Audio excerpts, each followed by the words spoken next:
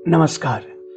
सबसे पहले तो मैं आप सब से क्षमा चाहूँगा क्योंकि ये वीडियो मुझे कल अपलोड करना था, लेकिन किन्हीं अपरिहार्य कारणों के कारण इसको मैं आज आपके सामने रख रहा हूँ। एक ऐसे व्यक्तित्व के बारे में आपके साथ बात करूँगा जो इस भारत भूमि का सदा सर्वदा गौरव बढ़ाने में अपना विशेष योगदान रखता है। आप सब जानते होंगे, ऐसा मेरा विश्वास है, पद्म भूषण आचार्य बलदेव उपाध्याय को। किन्होंने इनका नाम नहीं सुना होगा?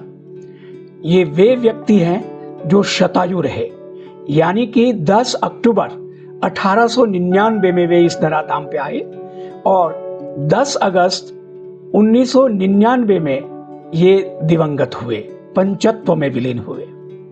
तो इनकी 122वीं ये जयंती है। इस अवसर पर मैं आचार्य बलदेव उपाध्याय जी के विषय में 2 बातें आपसे करूंगा। सबसे पहले तो मैं ये कहना चाहूंगा कि 1899 में जब वे पैदा हुए, उस समय, उस काल अवधि में ज्यादातर ग्रंथ भारतीय संस्कृति और संस्कृत वाङ्मय के या तो संस्कृत में लिखे जाते रहे या अंग्रेजी में, क्योंकि ब्रिटिश शासन भारत में चल रहा था। लेकिन पद्म भूषण आचार्य बलदेव उपाध्याय जी ने एक क्रांति की और उन्होंने जितने भी ग्रंथ, जो कि मैं आपको थोड़ा विस्तार से बताऊंगा, सब हिंदी में लिखे। वे सारी संस्कृत की बातें हिंदी में करते थे। उनका एक ग्रंथ है जो कि संस्कृत शास्त्रों का इतिहास, दूसरा एक ग्रंथ महत्वपूर्ण है संस्कृत साहित्य का इतिहास, और तीसरा ग्रंथ जो महत्वपूर्ण है काशी की पांडित्य परंपरा। वैसे तो 24-25 ग्रंथ हमको उपलब्ध होते हैं, नेट पर भी उपलब्ध है, लेकिन और भी ग्रंथ है जिनका उल्लेख मुझे प्राप्त हुआ है। तो इन बहुमूल्य ग्रंथों की रचना करके उन्होंने संस्कृत और संस्कृति का जो हमारा सारा विशाल ज्ञान था, वो उन्होंने सरल हिंदी में हम सबके सामने रखा। इसीलिए उनकी 122वीं जयंती पर मैं आप सबको शुभकामनाएं, अभिनंदन और बधाई देता हूं।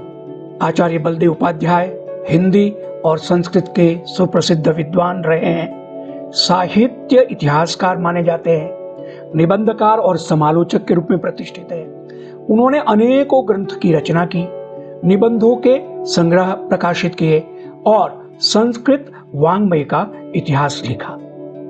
वे संस्कृत साहित्य की हिंदी में चर्चा के लिए जाने जाते, जैसे कि मैंने आपको कहा, उनसे पूर्व जो ग्रंथ लिखे गए हैं वो संस्कृत और अंग्रेजी में लिखे जाते रहे। आचार्य बलदेव उपाध्याय की विशिष्ट सेवाओं को ध्यान में रखकर भारत सरकार ने उनको 1984 में पद्म भूषण से सम्मानित किया और 1984 में यह पद्म भूषण सम्मान उनको तत्कालीन राष्ट्रपति ज्ञानी जैल सिंह साहब के कर कमलों से प्राप्त हुआ है। और जो मैं बात आपसे कहना चाहूंगा, उनकी जन्मभूमि बलिया है। बलिया आज का उत्तर प्रदेश, काशी से कोई 155 किलोमीटर दूर है। उनके पिताजी भागवत के प्रसिद्ध विद्वान रहे हैं और उनके परिवार में उनके अनुज, अग्रज, पुत्र, पौत्र सब संस्कृत और संस्कृति के समुपासक, समाराधक है। उनका सबका विवरण नेट पे उपलब्ध है।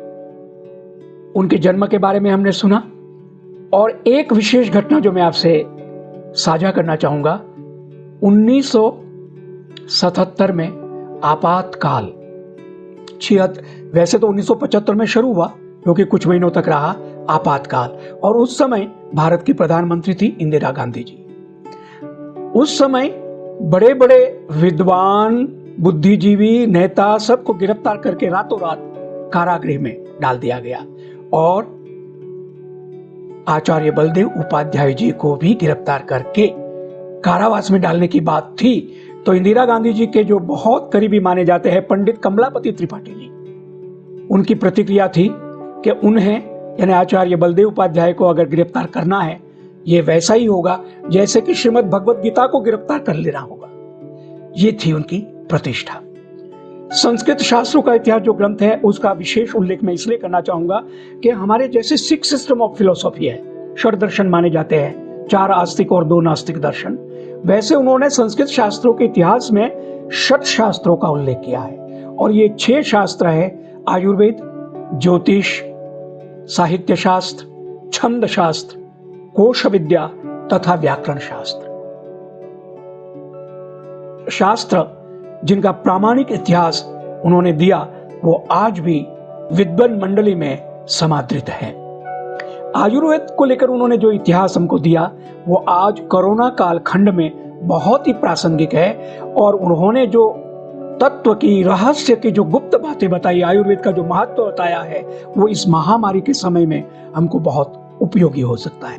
बाकी ज्योतिष विद्या या नक्षत्र विद्या हम कहें, उस नक्षत्र विद्या के कारण भारत की जो मनीषा है, भारतीय विद्या है, पूरे विश्व में मानी जाती है और उस पर आज भी बहुत सारा अनुसंधान हो रहा है, उसका उन्होंने इतिहास हमको दिया है।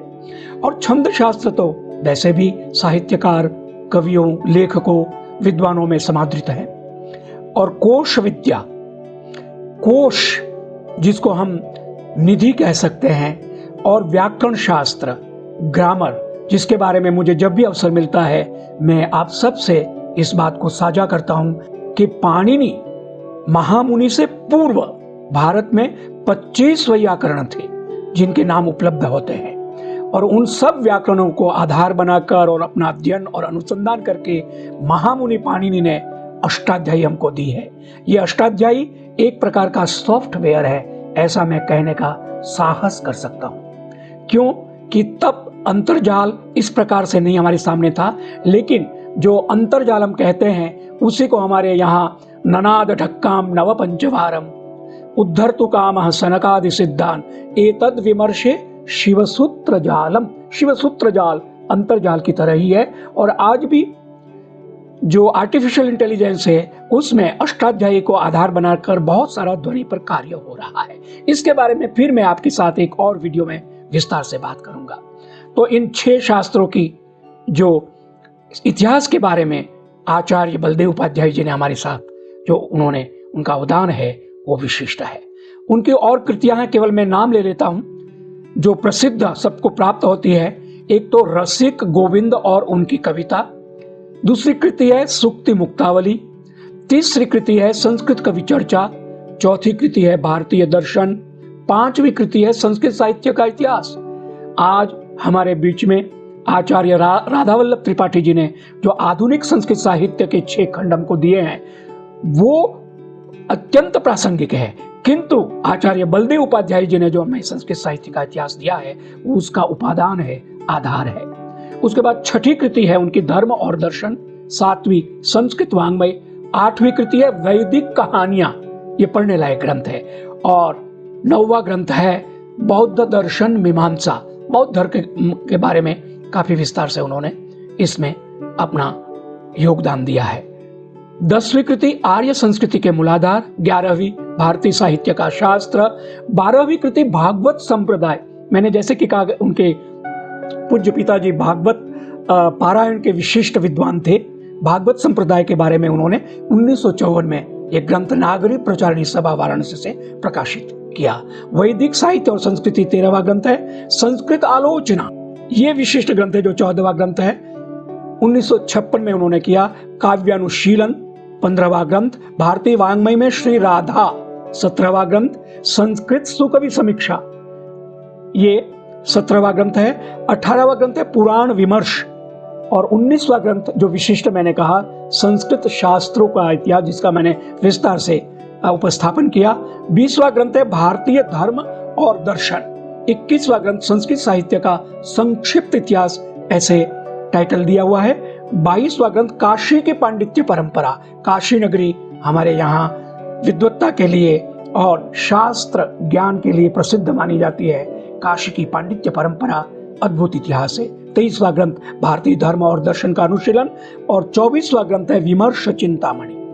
ये 24 ग्रंथ तो हमको सहज रूप से अंतर्जाल पर भी उपलब्ध हैं, किंतु इसके अलावा भी और कई ग्रंथ हैं जिनका विशेष उल्लेख नहीं है, लेकिन परंपरा वो प्राप्त होते हैं। तो मैं इस पुण्यात्मा पद्म भूषण आचार्य बलदेव उपाध्याय जी का स्मरण करके उनकी 122वीं पुण्य जयंती जन्म जयंती पर मैं उनके चरणों में प्रणाम करता हूं और अपनी भावांजलि समर्पित करता हूं। धन्यवाद, नमस्कार। फिर एक वीडियो लेकर मैं आपके सामने आऊंगा।